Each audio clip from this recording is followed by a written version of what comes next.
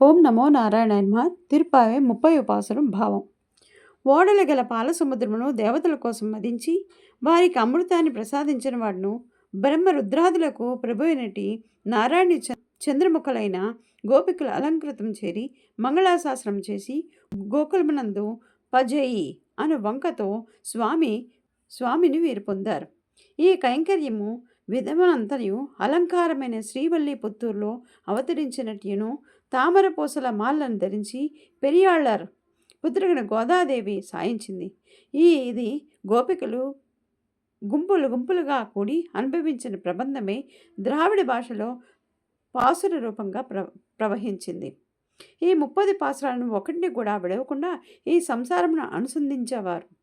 గొప్ప పర్వతం వలనే నున్న 4 భుజములను ఆశ్రిత వాత్సల్యముచే ఎర్రబారిన కనుదోయి గల శ్రీముఖమును ఉభయ విభూతి ఐశ్వర్యములందుకొని శ్రీయపతి యొక్క సాటి లేని దివ్యకృపను పొంది బ్రహ్మానందముతో కూడిన వారై ఉండగలరు. శ్రీ గోదా రంగనాథ అవ్యాజ కృపచే ఈ తిరుప్పావై ద్రవిడ ద్రవ్య ప్రబంధమును తెలుగున శ్రీ సూక్తి మాలికగా ప్రవహింపజేసి పాడించుకున్న వారి దివ్య వాత్సల్యమునకు ఈ దాసుడు రంగనాథుడు ఆజన్మ కృతజ్ఞత అంజలులు గట్టిస్తున్నాడు. ఓం నమో నారాయణాయ నమః.